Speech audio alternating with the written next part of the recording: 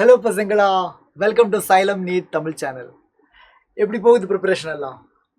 இனிமே நம்ம கையில் இருக்கிறது கிட்டத்தட்ட 40 டேஸ் தான். ஸோ இந்த 40 டேஸில் எஃபெக்டிவாக படிக்கணும். இல்லை சும்மா படித்தா பத்தாது, எஃபெக்டிவாக படிக்கணும். ஸ்பெண்ட் பண்ணுற ஒவ்வொரு மணி நேரமும் அது வந்து ப்ரொடக்டிவாக இருக்கணும், எஃபெக்டிவாக இருக்கணும். அதுக்கு நமக்கு வந்து ஒரு சிஸ்டமேட்டிக் பிளான் வேணும். ஸோ ஆல்ரெடி நீங்கள் வந்து ஒரு பிளான் எல்லாம் ஃபாலோ பண்ணியிருப்பீங்க. நிறைய பேர் வந்து சைலத்தோட கிராஷ் கோர்ஸுக்கு ஜாயின் பண்ணியிருக்காங்க, ரொம்ப சந்தோஷம். ஏன்னா அதில் வந்து ஆல்ரெடி சிஸ்டம் இருக்குது. So you have to just adapt to the system, அவ்வளோதான். இல்லை சில பேர் வந்து இப்போவும் வந்து வீட்டில் இருந்து செல்ஃப் ஸ்டடி பண்ணலாம் அப்படின்னு இருக்காங்க. ஸோ நான் வந்து இன்னைக்கு ஒரு பிளான் கூட வந்திருக்கேன். எப்படின்னா வந்து 45 டேஸ் பிளான் ஒரு வீடியோ நம்ம ஆல்ரெடி போட்டிருந்தாங்க.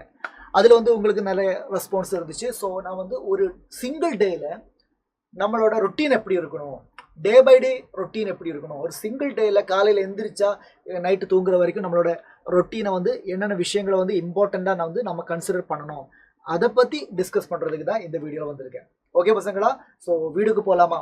வாங்க. ஸோ பசங்களா, நம்மளோட சப்ஸ்கிரைப் பண்ணிக்கோங்க எல்லாமே. அதே மாதிரி இந்த டைமில் சொல்ல வேண்டிய பாயிண்ட், அதனால தான் மறுபடியும் சொல்கிறேன். இருக்கிற 40 டேஸ் 45 இல்லை 40 டேஸை ப்ரொடக்டிவாக யூஸ் பண்ணணும்னா உங்களுக்கு ஒரு அல்டிமேட் கிராஷ் ப்ரோக்ராம் தேவைப்படுது. ஸோ சைலத்தோட ஆன்லைன் கிராஷ் அதே மாதிரி ஆஃப்லைன் கிராஷ் ரெண்டுமே உங்களுக்கு அவைலபிளாக இருக்கேன் பசங்களா. ஆஃப்லைன் கிராஷ் கோயம்புத்தூர், திருச்சி, திருநெல்வேலி சிட்டிஸில் இருக்காங்க. ஆன்லைன் கிராஷ்னா உங்களுக்கு எங்கேருந்து வேணாலும் ஆக்சஸ் பண்ணலாம். So make use of it. Okay, so that அந்த நீட் 2025 அந்த எக்ஸாம் அன்னைக்கு நம்ம வருத்தப்படக்கூடாது. அன்னைக்கு அந்த எக்ஸாம் முடிச்சா வந்து நம்ம ஹாப்பியாக வரணும். அதுக்கு தான் இது அகெயின் அண்ட் அகெயின் சொல்லிட்டு இருக்கோம். ஓகே ரைட்டா? ஸோ நம்ம செஷனில் வந்து நம்ம எதை டிஸ்கஸ் பண்ண போகிறோம்னா, before going to the session, government school ஸ்டூடெண்ட்ஸுக்காகவே ஒரு ஸ்பெஷல் ஸ்காலர்ஷிப்பு சைலத்தோட ஆஃப்லைன் கிராஷ் ப்ரோக்ராமில் இருக்குது. அவங்களுக்கு ஃபீஸில் ரொம்ப ரிடக்ஷன் கிடைப்பாங்க. ஸோ கண்டிப்பாக நீங்கள் அதை அக்வயர் பண்ணிக்கோங்க, மிஸ் பண்ணிடாதீங்க, இந்த ஆப்பர்ச்சுனிட்டியை மிஸ் பண்ணிடாதீங்க. ஓகே பசங்களா, டெய்லி பிளான்னா வந்து ஒரு ஒர்க்கபிள் பிளான் ஆகணும் இல்லை. பிகாஸ் ஒரு 1 டே 2 டே இல்லை, இனிமேல் இருக்கிற 40 டேஸ்லையும் நாம் இதே மாதிரி ஒரு ருட்டீனை போனால் தான் அது ப்ரொடக்டாக மாறும், அது வந்து ஒரு ரிசல்ட்டாக மாறும். எக்ஸாம் அன்னைக்கு வந்து நமக்கு அதிலிருந்து தேவையான ப்ராடக்ட் கிடைக்கும், ரிசல்ட் கிடைக்கும். ஸோ அதுக்கு நாம் என்ன பண்ணணும், நம்ம பிளான் ஒர்க்கபிள் பிளானாக இருக்கணும். இந்த பிளான் ஷுட் பி ஒர்க்கபிள். சும்மா நானும் பிளான் போட்டிருக்கோம், எல்லாரும் பிளான் போடுறாங்க, நானும் பிளான் போட்டிருக்கோம் அப்படியே இருக்காமல் நம்ம பிளான் வந்து ரொம்ப கஸ்டமைஸ்டாக இருக்கணும். Because you people only know, இல்லை உங்களுக்கு தானே தெரியும் உங்களோட ஸ்ட்ரென்த்து, உங்களோட வீக்னஸ்ஸு, உங்களோட பிரச்சனைகள், உங்களோட ஆப்பர்ச்சுனிட்டி. உங்களை பற்றி உங்களை தவிர வேறு யாருக்கும் அவ்வளோ தெரியாது. ஸோ அதனால் நீங்கள் போடுற பிளானாக இருக்கணும். நான் வந்து ஒரு ஐடியா மட்டும்தான் தரேன். ஓகே, இந்த வீடியோ பார்த்ததுக்கப்புறம் நீங்கள் ஒவ்வொருத்தரும் உங்களோட சிஸ்டமேட்டிக், உங்களோட இண்டிவிஜுவல் பிளானில் ஏதாவது சேஞ்ச் வேணும்னா அந்த சேஞ்சை மட்டும் கொண்டு வந்தால் போதும். பிகாஸ் நான் வந்து உங்களோட பிளானை வந்து இல்லை அது தப்பு, இதுதான் கரெக்டு அப்படின்னு சொல்கிறதுக்காக இந்த வீடியோவில் வரல. உங்களோட பிளானில் ஏதாவது மோடிஃபிகேஷன் தேவைப்பட்ட அந்த மோடிஃபிகேஷன் மட்டும் கொடுத்து அந்த பிளானை இன்னும் கொஞ்சம் இப்போ இருக்கிறத விட இன்னும் கொஞ்சம் பெட்டர் பிளானாக கன்வெர்ட் பண்ணுறதுக்கு தான் இந்த வீடியோ. ஓகே பசங்களா, ஸோ ஃபர்ஸ்ட் பாயிண்ட் என்ன, நாம் இனிமேல் படிக்க போகிறது 45 டேஸில்.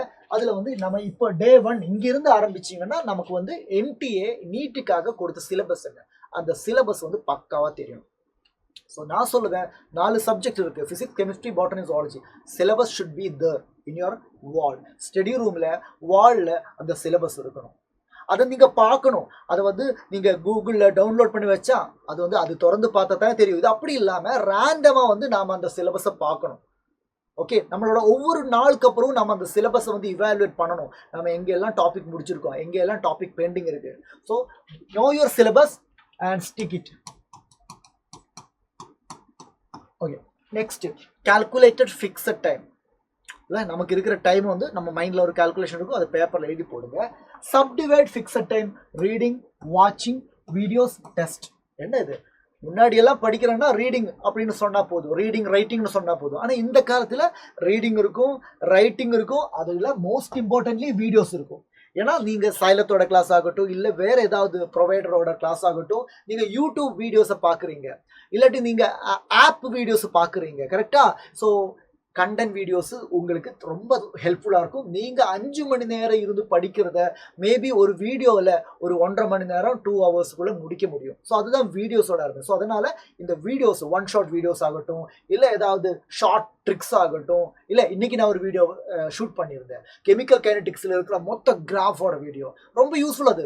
ஆக்சுவலி நீங்கள் அந்த சாப்டர் படிக்கும்போது இங்கிருந்து எல்லாம் கிராஃப் படிக்கும்போது மொத்தத்தில் கன்ஃபியூஷன் ஆகும். சாப்டர் முடிச்சு அந்த கிராஃப் இந்த கிராஃப் எல்லாம் கேட்டால் உங்களுக்கு தெரியாது. ஆனால் அந்த ஒரு சிங்கிள் வீடியோ பார்த்தா கெமிக்கல் கைனடிக்ஸில் இருக்கு வரப்போகிற எந்த கிராஃபாக இருந்தாலும் சரி அதிலிருந்து உங்களால் கொஸ்டினை ஆன்சர் பண்ண முடியும். ஸோ அந்த வீடியோ அதே மாதிரி நிறைய வீடியோஸ் நீங்கள் பார்க்க வேண்டியிருக்கு. ஸோ அதுக்கெல்லாம் நீங்கள் டைமை அலோட் பண்ணணும். Okay, add buffer time. This is very important. நான் சொல்ல போனால் இந்த லிஸ்ட்லேயே this is one of the most important point. என்ன தெரியுமா? பஃபர் டைம்னா 1 hour போதும்னாலும் கூட நீங்கள் 1 hour 15 minutes போட்டுக்கோங்க. இப்போ காலையில் வந்து நீங்கள் 6 மணிக்கு படிக்க உட்காடுறீங்கன்னு வச்சுக்கோங்க. 6 to 9 அப்படின்னாலும் 6 to 9:15 போட்டுக்கோங்க. ஆக்சுவலி 9 வரைக்கும் தான் நீங்கள் நினைக்கிறீங்க. பட் ஸ்டில் நாம் ஒரு டாப்பிக்கை முடிக்க வேண்டி நினச்சிருப்பேன். மேபி அது முடியாமல் போனால் அந்த பஃபர் டைமு கூட நமக்கு யூஸ் பண்ணிக்கலாம். பஃபர் டைம் எதுக்கு போடுறேன்னா, நம்ம வந்து ஹியூமன் பீயிங்ஸ் தானே, வி ஆர் நாட் மெஷின்ஸ். மெஷின்ஸ்னா ஒரு சுவிட்ச் போட்டால் ஒர்க் ஆகும், ஒரு சுவிட்ச் ஆஃப் பண்ணால் ஸ்டாப் ஆகிடும். அது மாதிரி இல்லை நாம் ஹியூமன் பீயிங்ஸ்.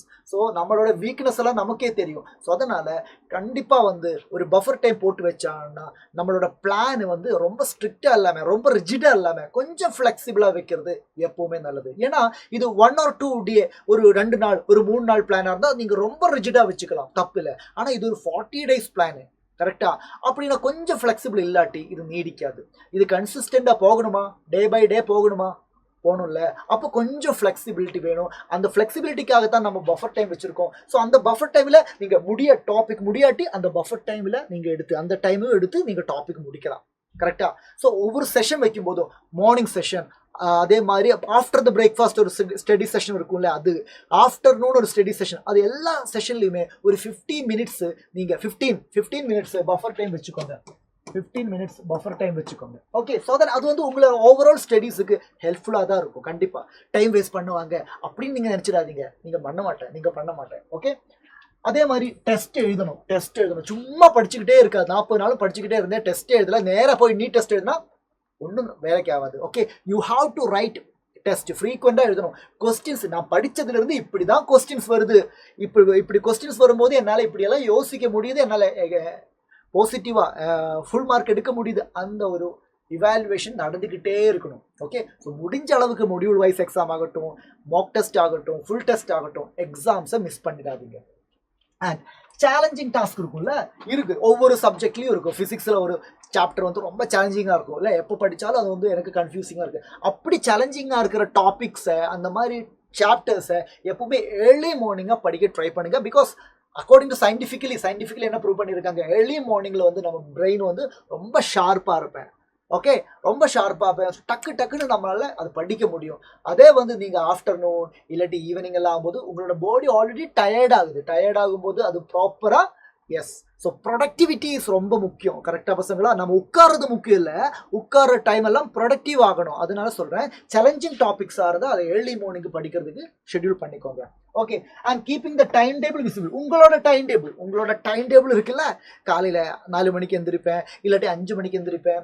அந்த டைம் டேபிள் நீங்கள் ப்ரிப்பேர் பண்ண அந்த டைம் டேபிள் வந்து, அதுவும் நான் சிலபஸ் சொன்ன மாதிரி ஸ்டிக் இன் யோர் ஸ்டடி ரூமில் வச்சுக்கோங்க. மேபி உங்களோட பேரண்ட்ஸ் பார்க்குற மாதிரியே வச்சுக்கோங்க. ஏன்னா அவங்க பார்த்து அதை அவங்களும் மானிட்டர் பண்ணுற மாதிரி இருந்தால் அது நமக்கு நல்லது தான். பாருங்கள் பசங்களா, நம்ம எல்லாம் ஹியூமன் பீயிங்ஸ் சொன்னேன்ல. ஸோ கொஞ்சம் எல்லாம் லேசினஸ் வரலாம். அப்போ நாம் கொஞ்சம் லேசி ஆகி நாம் கொஞ்சம் டிஸ்ட்ராக்டட் ஆகி வேறு ஏதாவது பண்ணிட்டு இருக்கும்போது நம்மளோட பேரண்ட்ஸ், இது உன்னோட ஸ்டடி டைம் தானே அப்படின்னு அவங்க சொன்னால் அது நமக்கு ஒரு மோட்டிவேஷன் தான். ஓகேவா? ஸோ அவங்க சொல்லட்டும், அதுக்கு அவங்க தெரியட்டும், நம்மளோட ஸ்டடி பிளான் என்னன்னு அவங்க தெரியட்டும். ஓகே, நீங்கள் தூங்குற டைமில் உங்களை டிஸ்டர்ப் பண்ணாத இருக்கணும்னாலும் அவங்களுக்கு தெரியணும். Okay, this is your study plan. இது வந்து இவனோட ரெஸ்டிங் டைமு. இப்போ என்னோட பையன் தூங்குறாங்க, என்னோட பொண்ணு தூங்கட்டும். ஏன்னா இது வந்து அவனோட ஸ்டடி டைம் இல்லை.